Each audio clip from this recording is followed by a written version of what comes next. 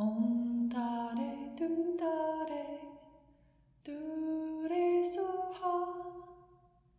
Om dare du dare, du re so ha. Well, here we are, Wednesday night. Everybody's free from samsara, no problem. We got this.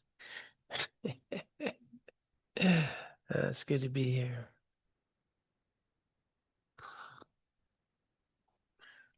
So we've been covering the six perfections, the path of a bodhisattva. We're on the sixth one.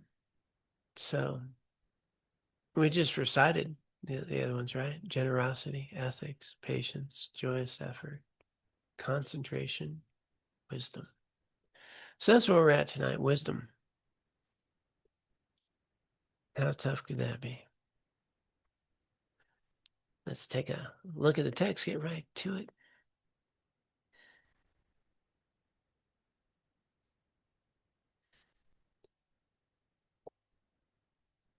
The perfection of wisdom. Bring that up, make it a little bigger. No? Okay. Wisdom. I really could if I worked at it. Yeah, I'll read it to you. I'll read it to you. That,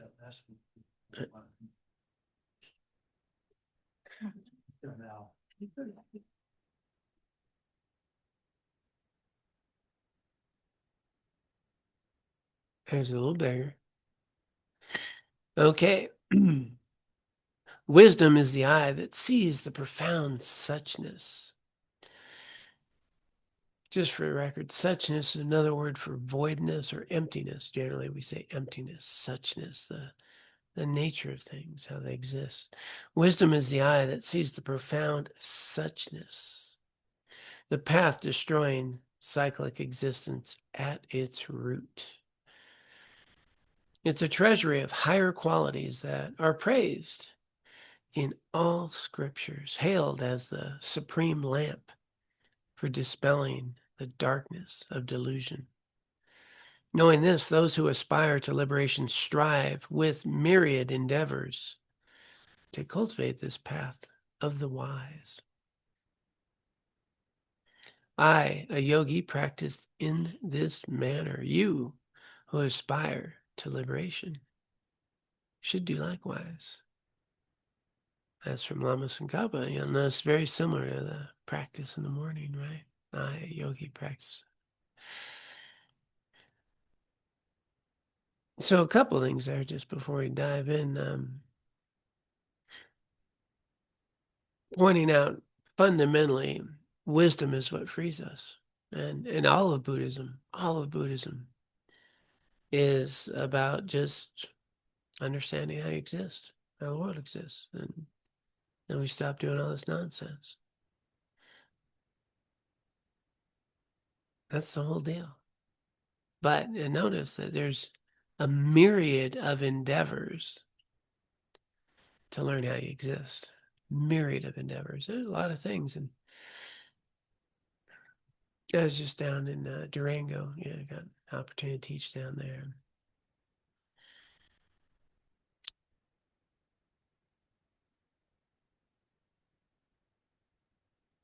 I want to approach this properly. I think I already dug a trap for myself. So I'll come back to this. Yeah. So a myriad of endeavors. And we can emphasize one thing too much. We can emphasize just wisdom.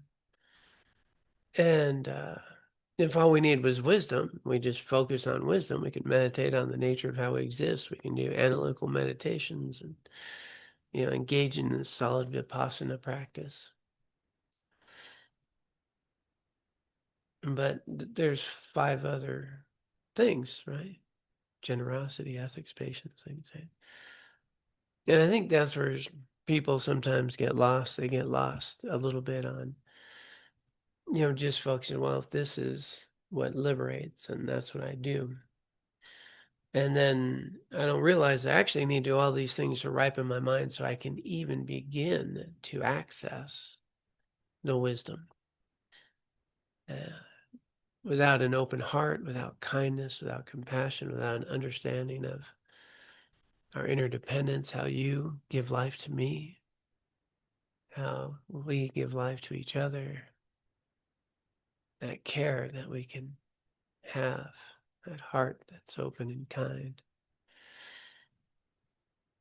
Yeah, just focusing on wisdom, not going to get there. It's like analogies like pouring water on a rock. Yeah, the nectar of liberation on a rock. There's nothing there to soak it in. So a myriad of endeavors is not simply a wide array of wisdom practices, but an integrated way of being based on ethics, kindness, compassion, or generosity. The ability to train one's mind so you can engage in wisdom. So all these work together. So a myriad of practices. And sometimes people can, we do our practice and we leave it at the door and we walk out the. Yeah. I go to church on Sundays, Catholic church, I get pretty spiritual there, It didn't last long out the door. And yeah, I can always go to confession. Yeah, it didn't help much but when I brought the teaching into my heart, and, things change. So a myriad of practices. We want to include them. All right, let's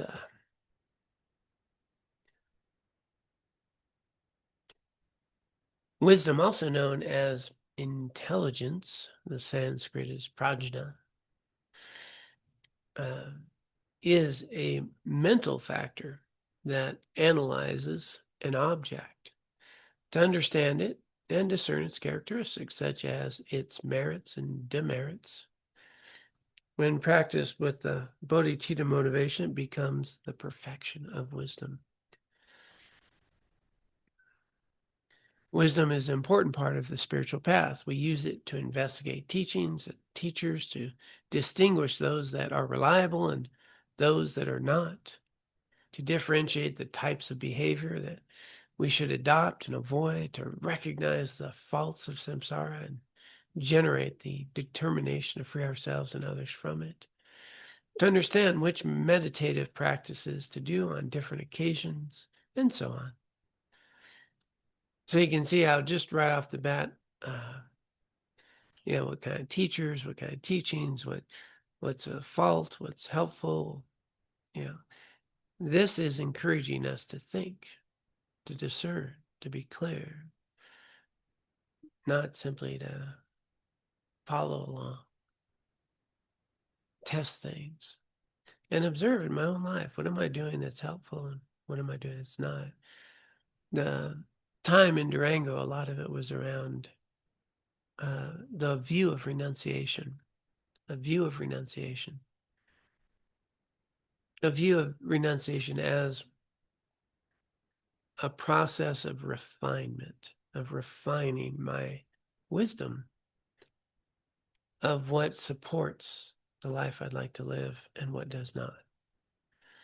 Certain activities undermine this path and the way I'd like to be in the world. Certain practices are very helpful. And I don't mean just practice. I mean, are you nice to the person? I think Laura bought some pizza earlier. You're probably nice to that person, right? Yeah, a little conversation. He said, say hi, right? Yeah. Like, that's our practice. How am I treating the human being in front of me? What kind of pizza you get? Veggie, okay. What were we talking about? Uh, so this opportunity then for wisdom is this opportunity to discover, to cultivate a renunciation for anything that's really robbing me from what's meaningful, to know it, and then to not even be interested in it. Like, why would I do that? Why would I do that? renunciation is that's not even interesting. This is interesting. And so we're going to need wisdom to kind of notice these things. You know, I have a lot of habits or mental attitudes or things that I do that actually undermine the quality and the way of being I'd like to have and what I'd like to cultivate. And I'd like to be like this, but I'm not doing any of the causes to be like this. You know, I find that fascinating. You know, so as humans, we sometimes think, well, I can be a kind, loving, caring person who's like this. You know, we write a nice narrative about ourselves. Next thing you know, you're yelling at your best friend. You know, how'd that happen? We don't just be the person we are right away. We cultivate those qualities. We bring them to mind. We create the causes. And then all of us can do it. That's a beautiful thing if we focus on it. And it needs to be a priority. So this wisdom in this initial phase is discernment. It's clarity. It's about paying attention to what is actually preventing me from the freedom I'm seeking in life. And then renunciation isn't, this big forceful thing. It's rather, oh, yeah, I don't want to do that. I want to do this. It's not some big fight. It's like, why would I keep doing that? It's undermining, who I want to be. And so it gradually gets less interesting. It's a process, not an event usually. It culminates in an event sometimes. The activity comes up you used to be all into and you go, nah, this is more important. I'm more interested in this. And I don't do that anymore. Not forceful though. Now, initially, there may be some things you need a lot of force and a lot of habits that just are difficult. And, but even that, becoming a process of letting go. But after a while, so when we hit renunciation means I don't even play with the delusion that that's good for me. Like it just doesn't. That's renunciation. Like there's just not even interested.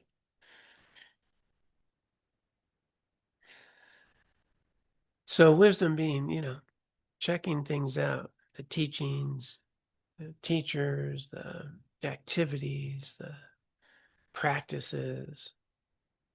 Are they really making a difference? Do they make sense to me?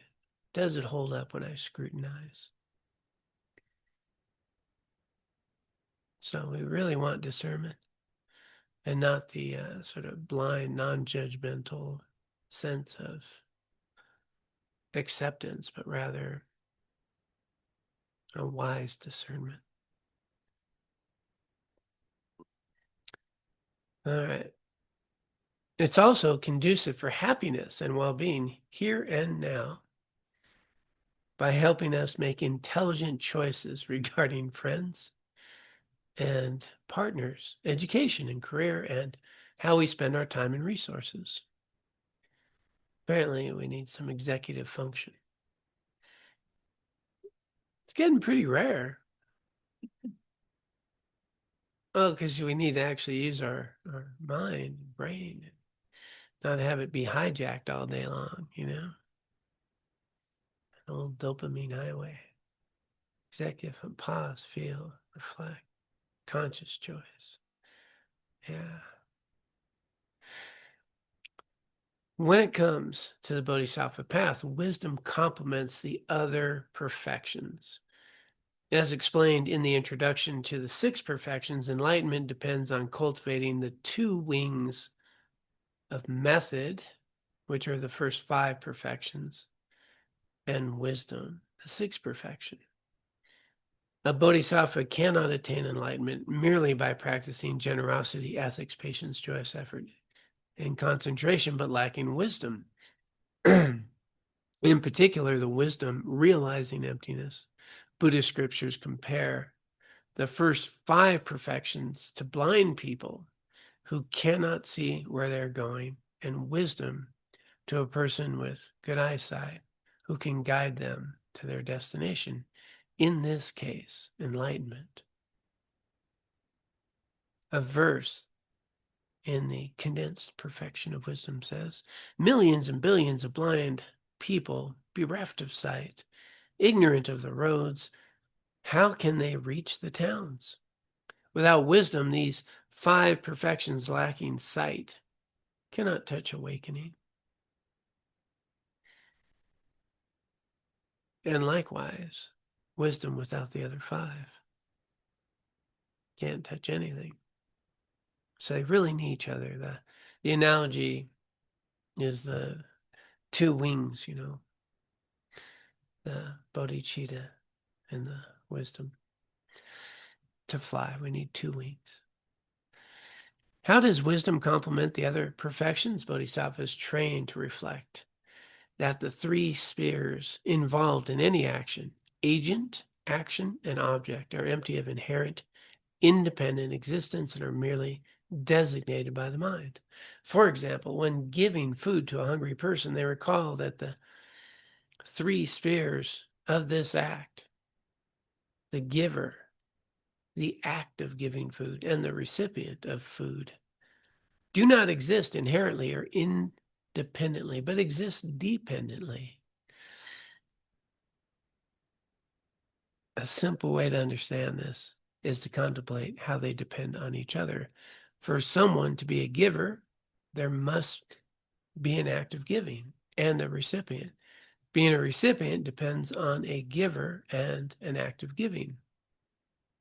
And an act of giving only occurs when there is a giver and a recipient. Thus, none of these 3 aspects can stand on its own, independent of other phenomena. Such a contemplation together with the motivation bodhicitta ensures that action includes both wisdom and method and becomes a cause of enlightenment and not merely a cause of good results within samsara. Everybody following that? There is a test. So I'm sure when you got your pizza, right, there was the food, the action, you were the recipient, and there was the person that was giving, and you probably thought about the emptiness of all 3 activities and the interdependent nature, that how wonderful it is that there's a pizza place that you could have pizza, and they're so fortunate that there's someone to buy pizza, and that's the way that exists. They need a piece of pizza, especially a vegetarian option. In order for all that to exist, it's all empty of inherent existence, and that out of compassion, you probably gave a tip, not merely a percentage, but really thinking about how you contribute to their lives and the community at whole, and saw the fruition of that act as you took the pizza, right? On it, nailed it. Okay. So that's how it works.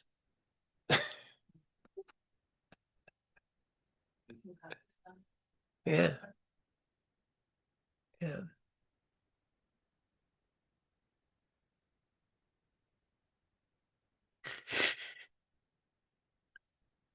I'd sure like to make that more practical. So,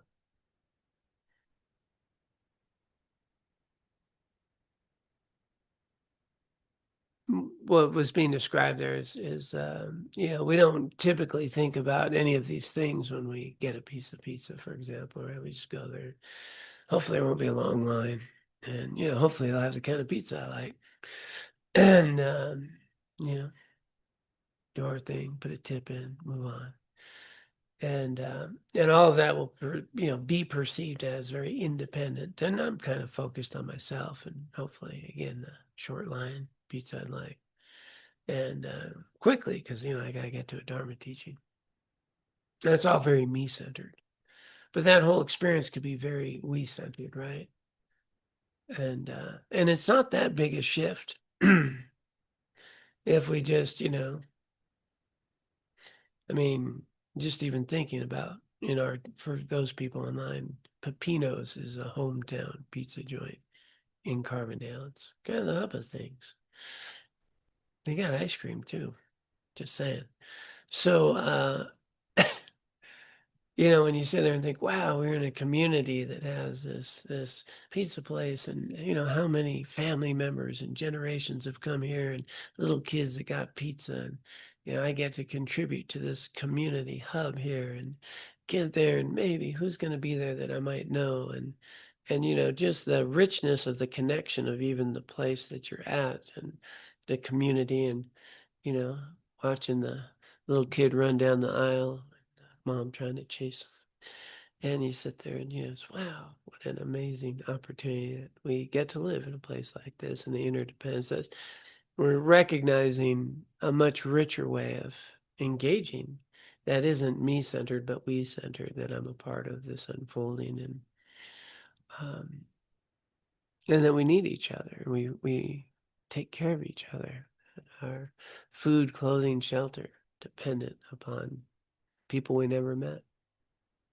And this growing connection of interdependence of everything in my life is because of the kindness of others,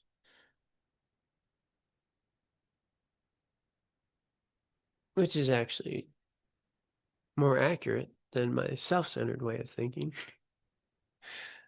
uh, where I feel very independent.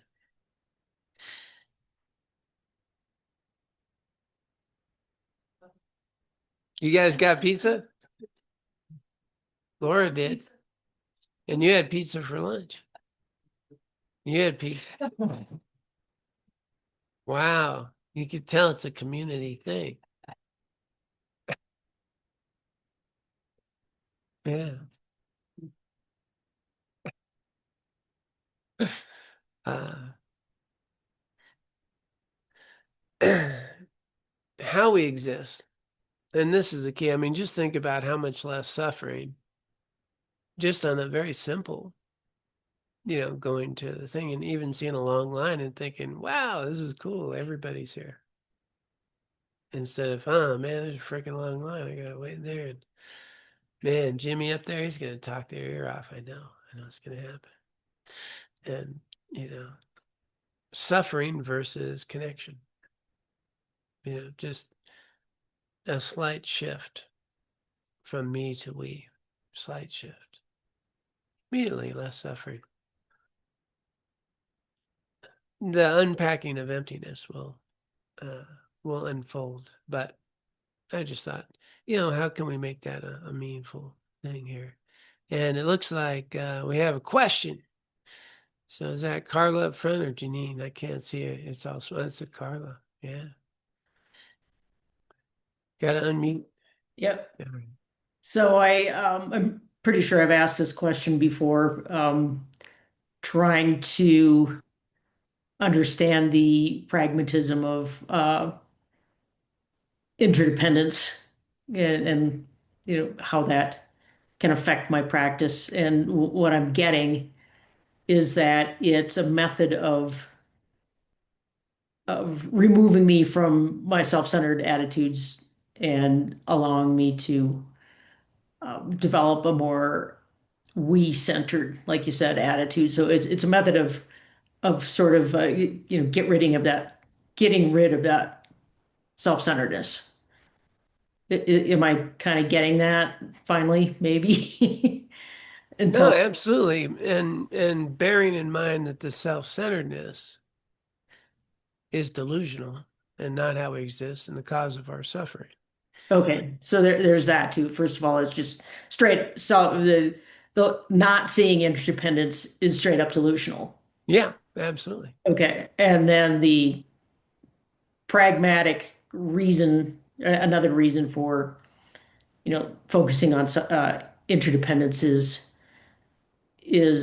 just to rid myself of the self-centeredness, the idea of a separate I, which is delusional.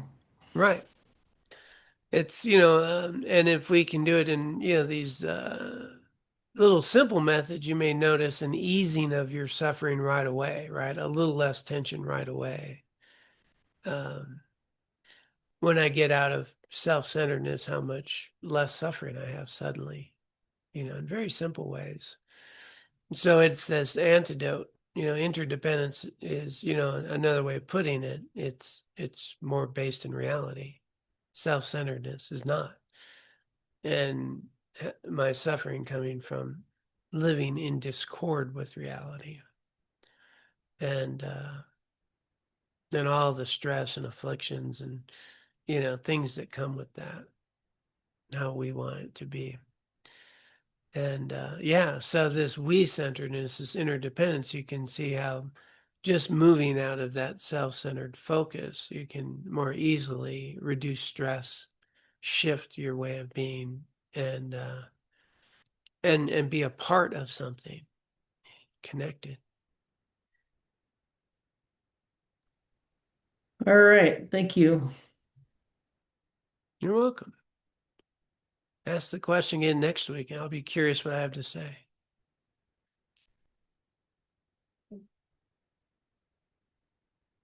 Yeah. If we, dependent origination. So that's a good entry point into understanding the empty nature of things. So empty nature of things, nothing, you, me, anything you experience exists independently, right? Can exist independently. Like that would imply that there's no parts to this phone, right? It's dependent, right? It's dependent on its parts. It's dependent upon rare earths. Who knew about rare earths before we got in the whole tariffs thing? I didn't know anything about rare earths. So, everything from the technology, the rare earths, the metal, all the things that go into creating a phone, right? This phone doesn't exist. Actually, is it a phone or is it? It's kind of it's kind of a computer that you can talk to, right? With a camera. It's a multimedia device. Computer slash. We can put a lot of labels on this. But it wasn't just there independently, right? It had to be put together. It had to arise dependently upon the materials, the technology, the people thinking about it, the need for it, and all that. So everything that we experience, everything that we have, our bodies, right, dependent upon our parents and everything that gave rise and their parents and so forth, and the air we get to breathe and so forth. So everything about us is dependently arising, right? And then if we can understand dependently arising, we can start to recognize then that anything that exists, anything that can come to mind, none of it is independent and none of it is you, really. So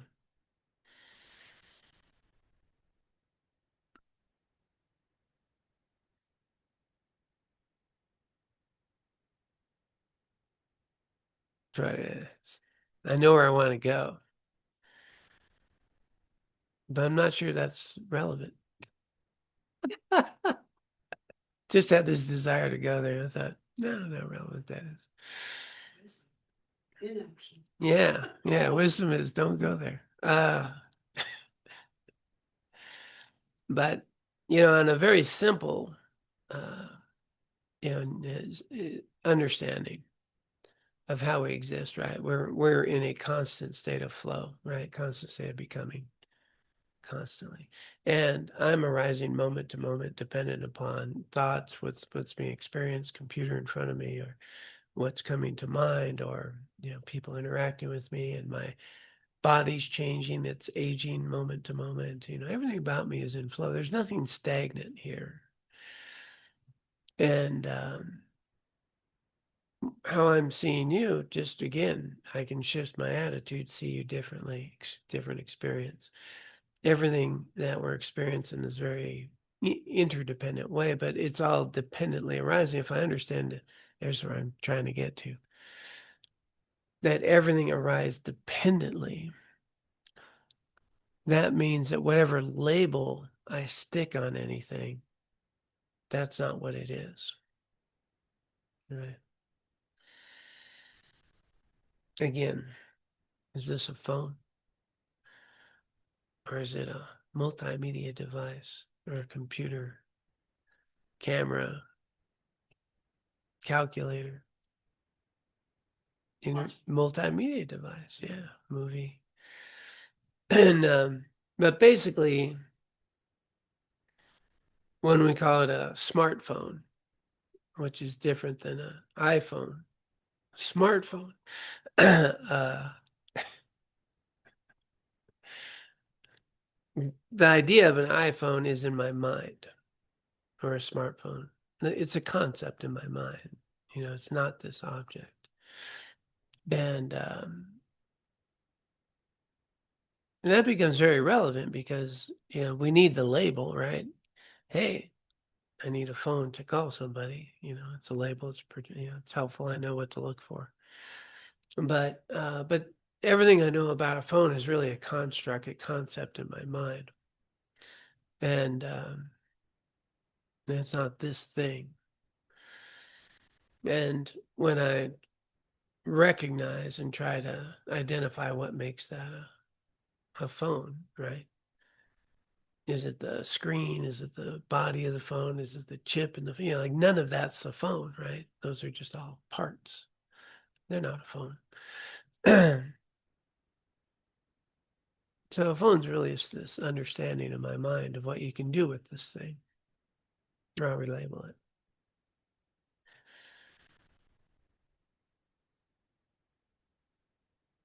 And the problem is, and the understanding that the challenge here is that as humans, we see things very independently, right? That's a phone, that's a table, that's a thing. People are like this, and I stick labels on everybody, and then I think that's how they are. And then I think they're the cause of my happiness, the cause of my suffering, and these are the people I like, these are people I don't like. This tastes good, that doesn't taste good, so and so. And I just think all those external things that I'm experiencing are affecting me in a particular way. And then I build my whole world around the sources of my happiness, suffering, struggles, joys, worries, and fears is this world I'm living in. And I don't realize that actually, if I change me, all of that changes. And, so I can spend a whole lifetime trying to change everything else. And that leads to stress, worry, fear, anxiety, again, self-centeredness. I'm independent.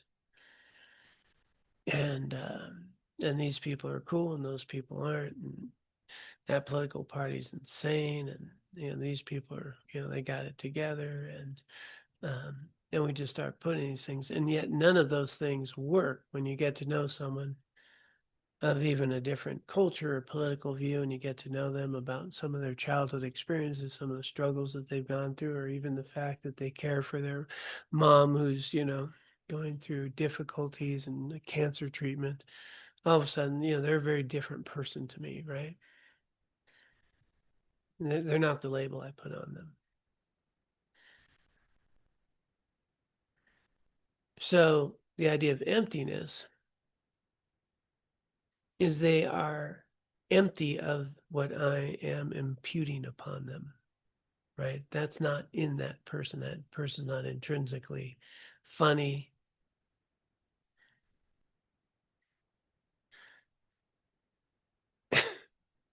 Or not funny, or annoying, or entertaining. Um, and we kind of think that so and so is funny, or so and so is entertaining, or so and so is this. And I think they're that way. And then when I'm around them, I either enjoy being around them or I don't enjoy being around them. And I don't realize whether I find them funny or not funny or interesting or not has a lot to do with me and what I'm seeing about them, the label I'm putting on them, whether the interaction is. And if I start changing myself, people that used to annoy me no longer annoy me so much. And so that the world I'm experiencing and these labels that I'm applying, that's not intrinsic, that's not independent, inherently a part of who they are. but we kind of think that it is, right? We'll tell people, I know about so-and-so, they're like this. Or I'll tell you about myself, I'm like this. Except all the times I'm not like this. Yeah. Am I a patient person? Not when I'm impatient. Am I a kind person? Not when I'm being self-centered. Am I, a funny person?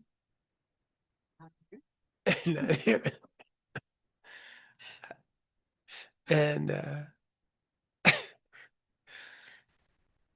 and all these are just very transient, and they only arise dependently on the environment, the situation. You can even say the same thing in a different setting and it be totally inappropriate. Another setting, very appropriate and funny. And so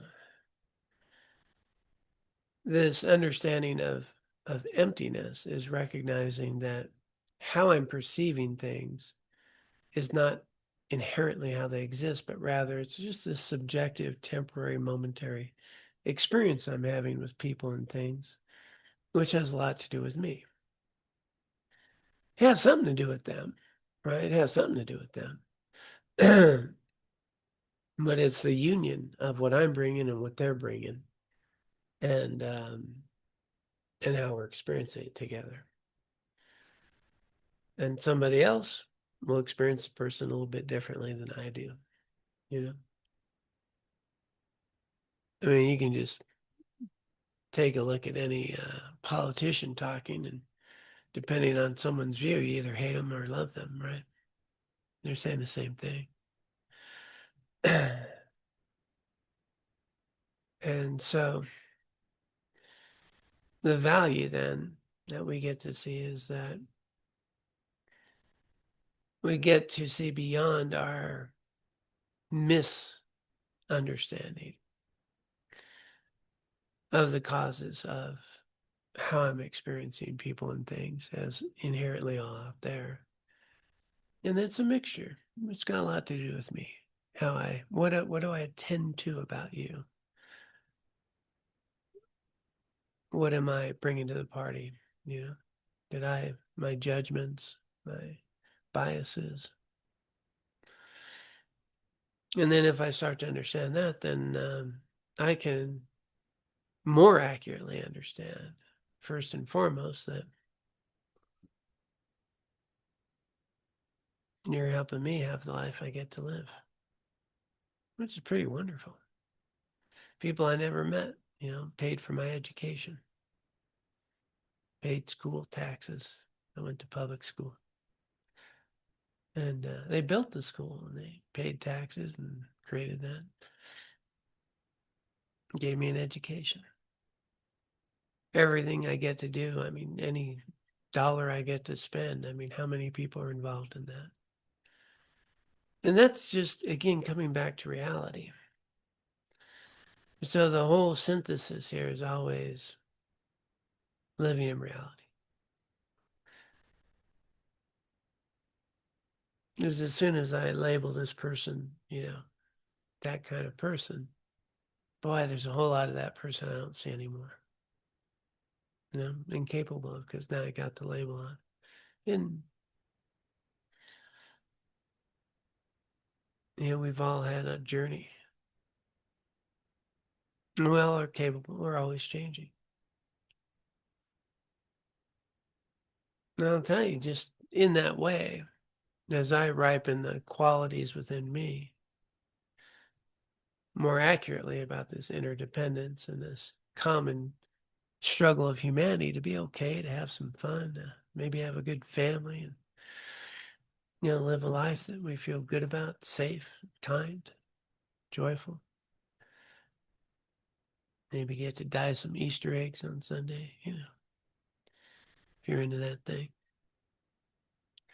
And everybody in the cars next to you, they have a life. They have hopes and fears and worries, and they're trying to get somewhere too. And those other people in line, they have hopes and aspirations too, and struggles. And, like, wow, what if we could live that way more accurately?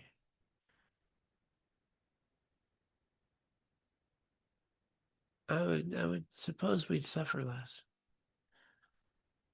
Might even let someone get in front of you in line. It's possible. Some guy let me go in front of line actually as I traveling. It's at Walmart. Yeah. I only had one thing. It was a big thing though. And it had 6 items in that thing. So I'm not sure it was one thing or maybe it was 6 things. But it was all in one package.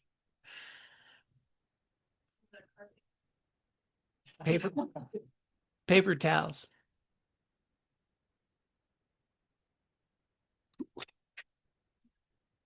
Yeah. So with wisdom, we start looking beyond the initial impulse and surface of how I'm experiencing the world and start to discern more accurately the life I'm living in a day that only comes once in my life. Today, not coming again. How do I want to live it? What's meaningful? How do I engage in this world? And that I have a purpose. I have a purpose.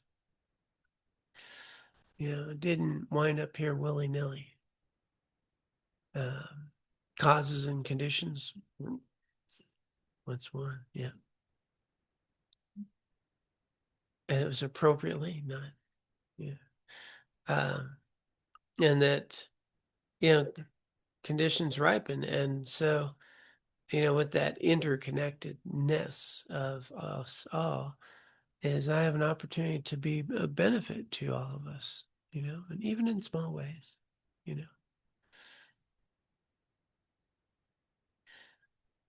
And just on that level, you could see where your mind would suffer much less instead of something happening to you. Life showing up for you, an opportunity to be helpful in some way, learn in some way, grow in some way.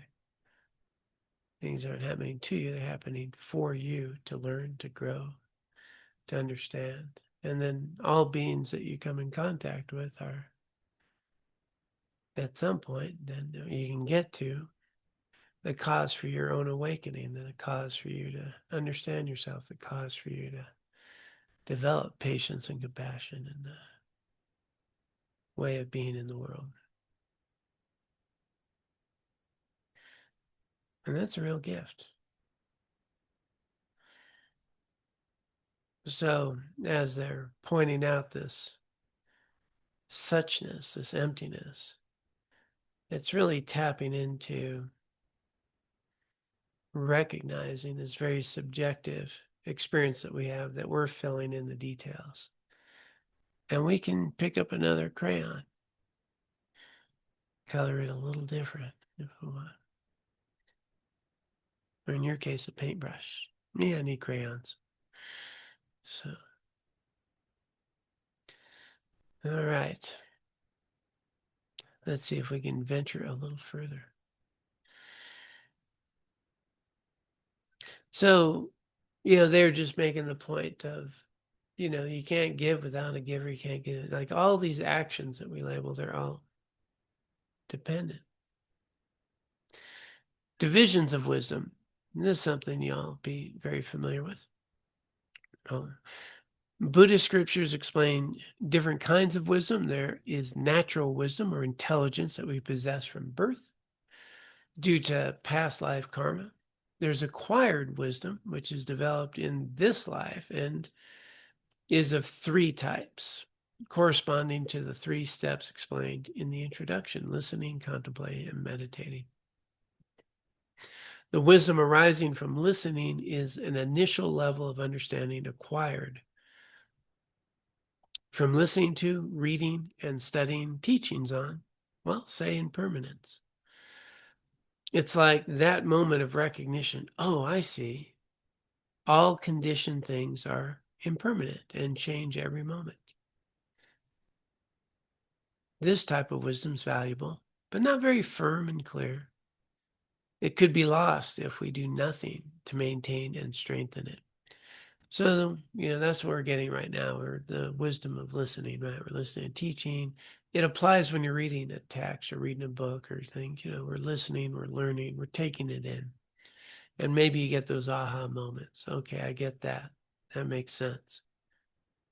Might forget it in an hour, but it makes sense right now. Okay.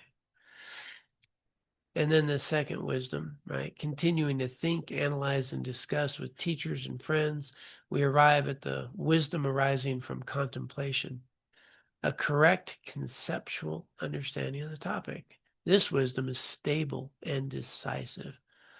So this is the most important thing that you hear me say it all the time, say at the start here, is you have to analyze the teachings. You have to pick it apart. You have to talk about it. You have to debate it. Is this right? Does that make sense? Is that true? Am I really not independent? I mean, it's a pretty good sales pitch I gave earlier, right? But is it true? Is there anything independent about you? And you should look, is there something independent? And talk about it. May have a debate. Yeah, are your thoughts independent? Maybe we'll have a debate. Well, in order to have a thought, you have to have something to think about. And you had to have, all the teachings and conditioning to give rise to thoughts and so forth. Even the words we use or the way I was raised, they all conditioned my thoughts. So, yeah.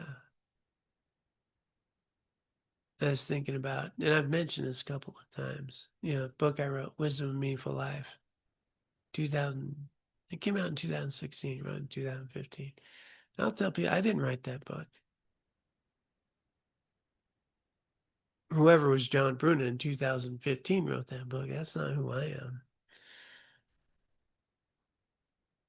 I'm not even sure I could write that book. I'm a very different person today, right?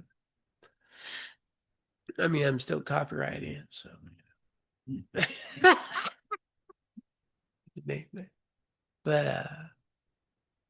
think about it, yeah, that's not who we are today, right? Is it? We're different. We've learned a lot. We've grown a lot. We are a different person. And so anything that was written in that book came from countless others of people who taught me things and taught me how to read and gave life lessons and conditions and all that. There's nothing independent in there.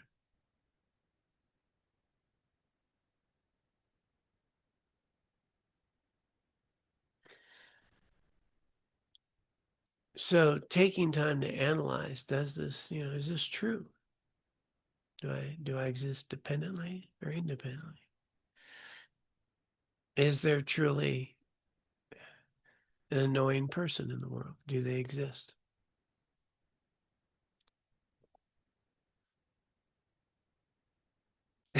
People are like, yeah, I know that guy, man.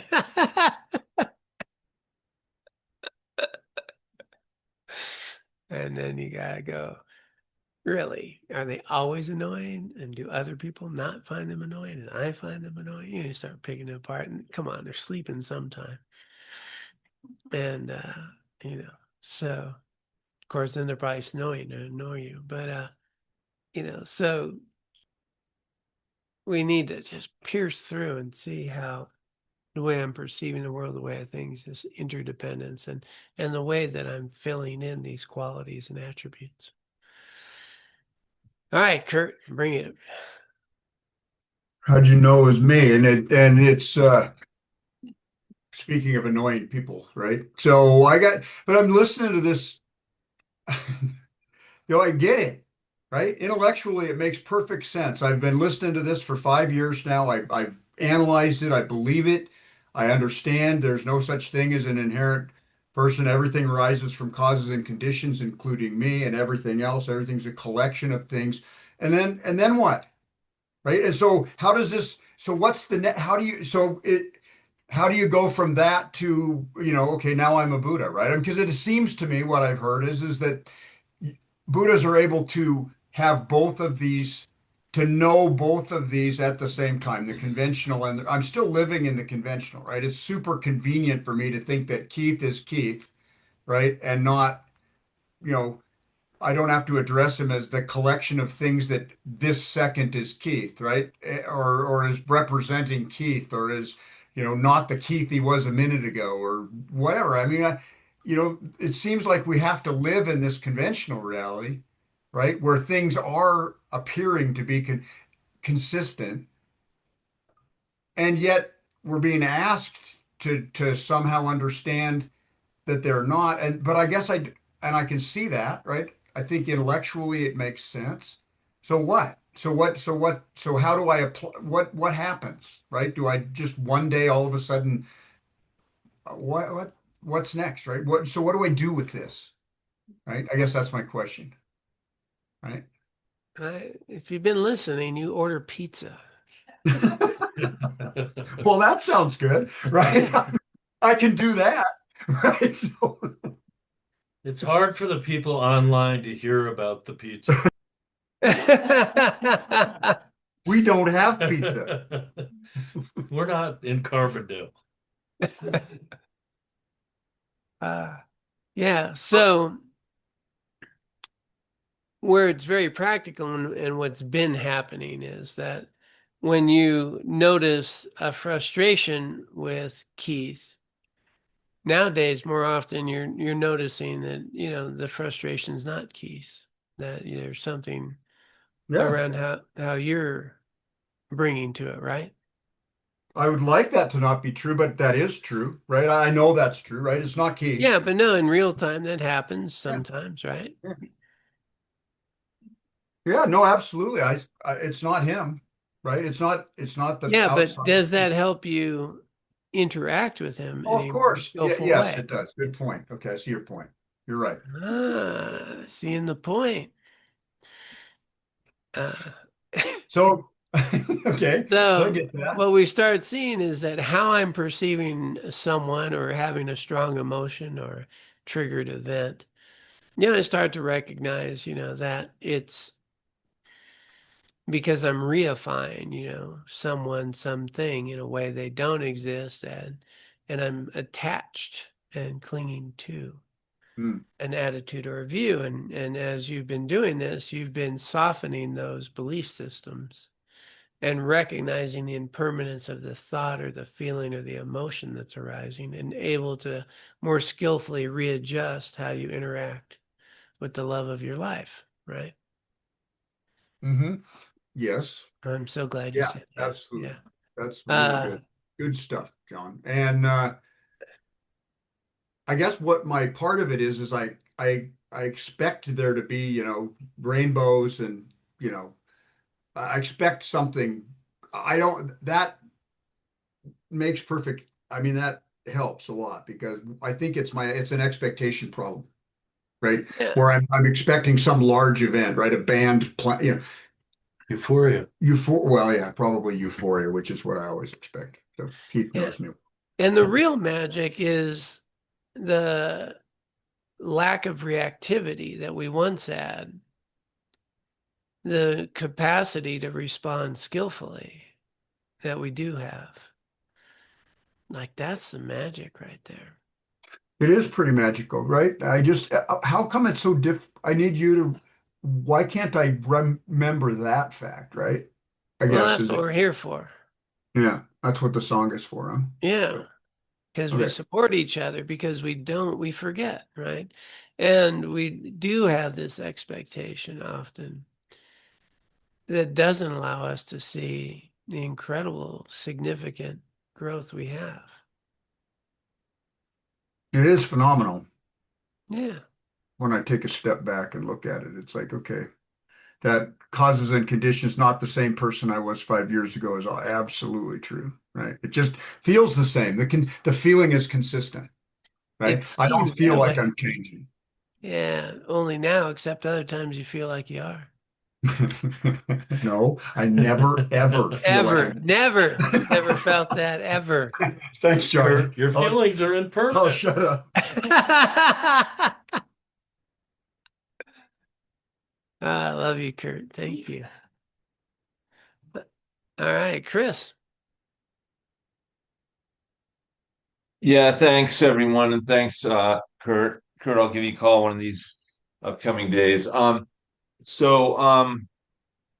Yeah, I think like the benefit or the so what um question is like when we can catch ourselves or at the end of the day, like reflecting on me getting really angry, walking three dogs this morning, and one dog wants to go this way, and the other dog wants to go that way, getting really angry, and then just like that, dependent arising, they're just being dogs, or like reading, like I think for digesting politics, it's really useful to this, so and so is not necessarily bad. It's just that you've talked about this before, they're not that skillful, or the stuff comes out of our Secretary of War's mouth that really is frustrating, knowing that those things came from causes and conditions in his life, and no one is inherently bad.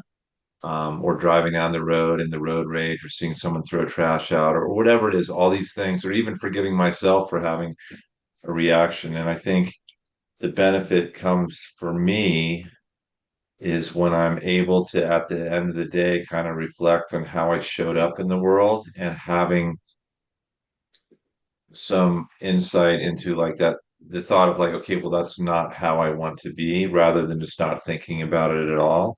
Um, and the recognition that because these things are dependent, that also gives me the insight that things can change. So they're not static. And so I find a lot of benefit in recognizing that nothing is independent. So I don't know, that those are some of the things that I've been kind of meditating on, and finding somewhat useful. So Thanks. So what do you do when you have three dogs and they all want to go different ways? well, I sometimes get really angry. That's what I regret, and tell someone they're a stupid dog and like, what the hell are you doing? Yeah, and like, and they all weigh, a couple of them are over 100 pounds. Um, Ooh, wow. yeah, yeah. And so, and then if I'm what I want to do is just, accept that they're dogs and they have their own, you know, independent or dependent emotions that are coming up based upon their past, because some are rescues and some are trauma. And so I think having, some compassion for them, rather than it being about, you're making this really difficult, and you're making it difficult, and I can have compassion. So, um, rather than, being like really angry that this chore is no longer fun, just recognizing that, you know, that idea kind of, we're all doing the best we can with what we got. And sometimes with what we got, it's not a whole lot. And, um, so it helps me in be a little bit more present, and able to be content in the moment. But of course, in the moment, I'm get kind of pissed off. So, um, but hopefully tomorrow, when they do it, because I've reflected on it, I'll be a little less. I'll have more peace with the process. Yeah. Yeah, I think that's awesome if we can take a moment before we engage in activity, right? Yeah, it's good. I bet Nicole will have some tips also. Yeah. Thanks, Chris. Connie. Thanks, everybody. What an interesting teaching and input from everyone, especially Kurt, of course. But, I'm looking for the word that, oh my gosh, I can't remember. Two things are saying the same thing, and they're separate. I I'm understanding, I believe, that what's going on is causes and conditions. But isn't it true, John, that at the end of our life, none of that will exist? And we will be in that way separate. And in that way, is there an uncomfortableness of us being alone? And is that an underlying rub, if you will? Yeah, maybe. Okay, softball. Yeah, so from a Buddhist perspective, you know, those of you who are paying, the body dies, the consciousness continues. And so causes and conditions will continue. But this is what's very helpful, is that all the things that we stress and worry about in our lives aren't going to be much help at the time you leave this body, right?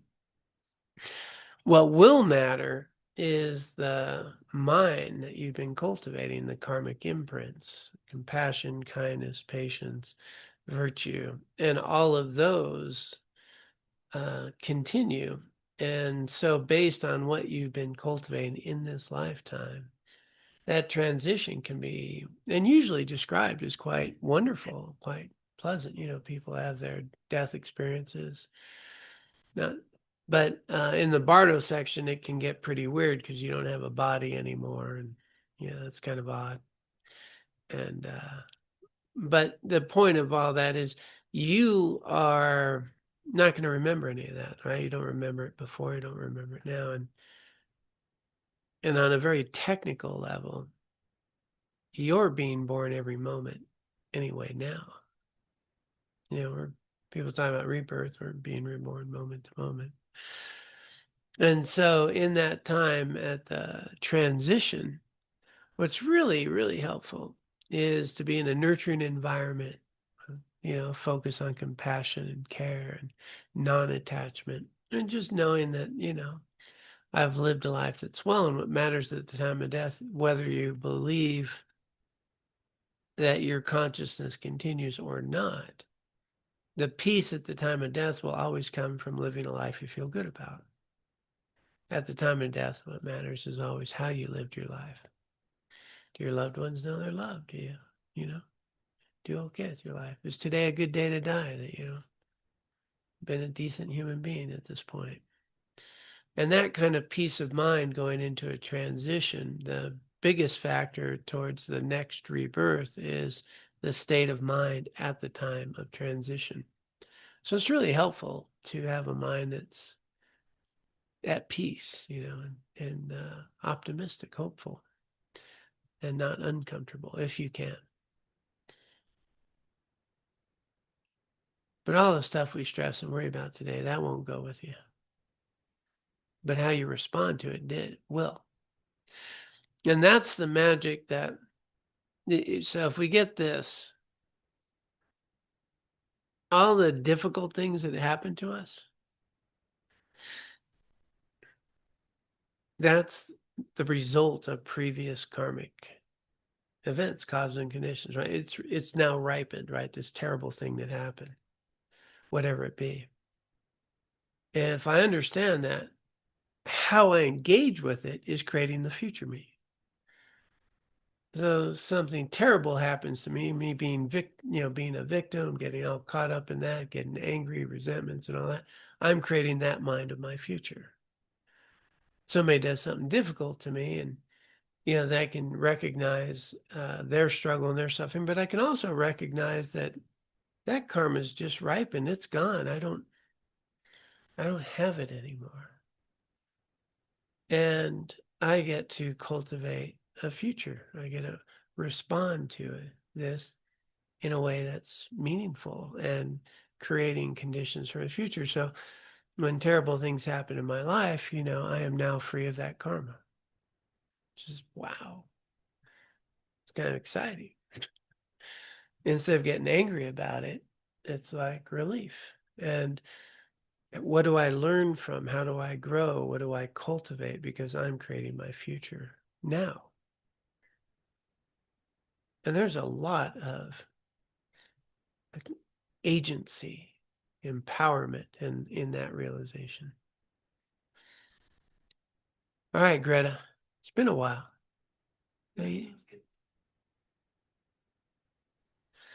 It has been a while. Sorry, my voice is a little funny right now. That was so helpful to hear. Wow. Um,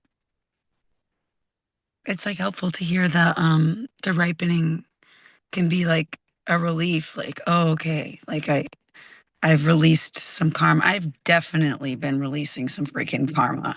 Okay. Woohoo! No understatement here. All caps, neon sign. Greta is definitely releasing some karmic shit right now. Anyway, I wanted to touch on that anger thing because that's always been an issue for me. And I'm trying to remember exactly what was said. Um, like I think it was kind of something like what does one do with it?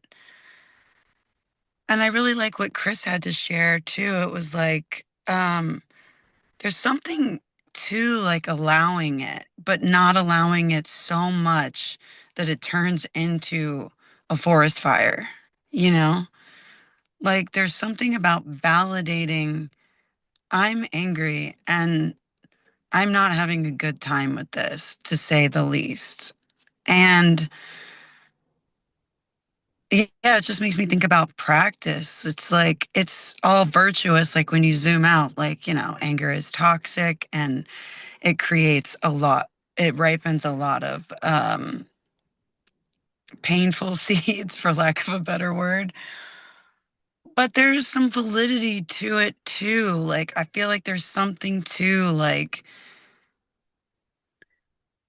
I don't know. I just feel like it's more nuanced than like, surrender or like something like that. Like, I feel like it's really important, especially for women, to be angry, you know, but not projectile vomit that anger onto the world, you know what I mean?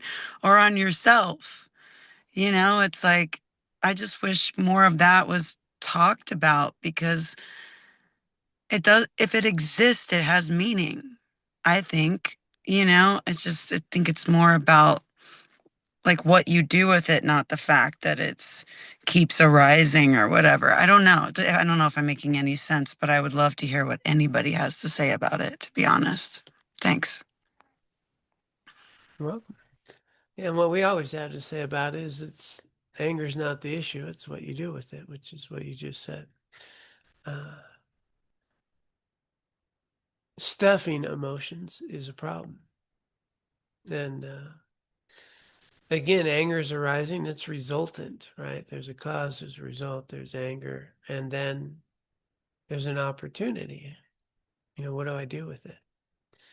So no need to suppress it. It's arising for a reason.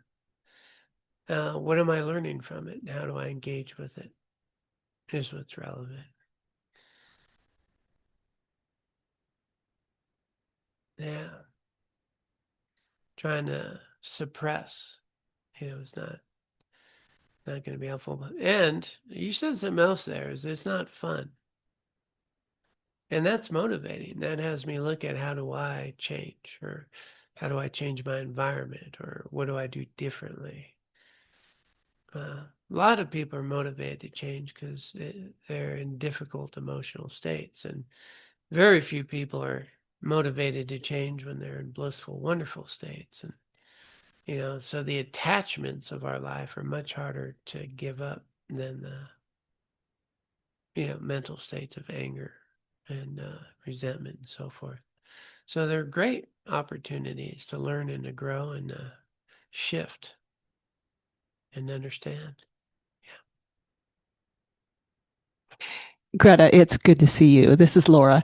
Um, the other thing I hear you say, which I think is new in this conversation this evening, at least, is that there's real value in acknowledgement. And you were mentioning as women. And I think, my experience is that it's so important for me to stop and say, this is really hard, or this emotion has come up and I really want to name it and and acknowledge that it's arisen. And I think, that's that midway point. It's not stuffing it, but it's also not yet figuring out how I'm gonna respond. But it is this really important piece, I think, and I appreciate that you shared that. Yeah.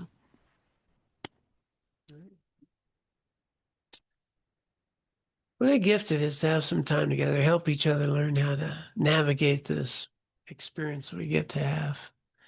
A little more wisdom, hopefully. And there's much more to unpack around wisdom and understanding, but just the nature that we have agency ourselves. We are not the victim of our circumstances. And we have the opportunity to water, nurture, and grow the qualities, attributes, and abilities of the life that we want to live just by practicing those. And it's a process, it's this gradual process of refinement that leads to renunciation, renouncing activities that prevent my freedom. They just don't become that interesting.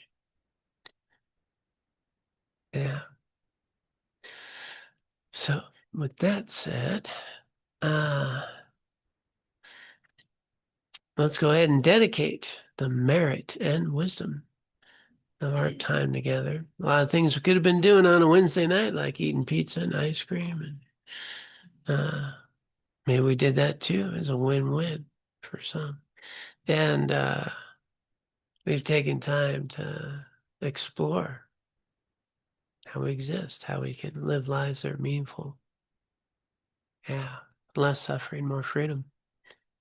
So with that in mind, I invite us all to dedicate the merit and wisdom of our time together for the benefit of all sentient beings. May our collective efforts to cultivate an open and caring heart, a wise and discerning mind, an ethical way of being that recognizes we have purpose and meaning. We make a difference in the world. And we'd like to make one that helps others find their way to be free of suffering. Let us dedicate that for the benefit of all beings. May our collective efforts find their way into the world, relieving suffering, giving wisdom. And let us also dedicate this merit and wisdom for our own personal spiritual growth, that we may ultimately recognize our own Buddha nature so we can be of greatest benefit to all. And with that motivation, those who care to can join in the dedication. By this merit, may I soon attain the enlightened state of Guru Buddha, that I may be able to liberate all sentient beings from their sufferings. May the precious Bodhi mind, not yet born, arise and grow.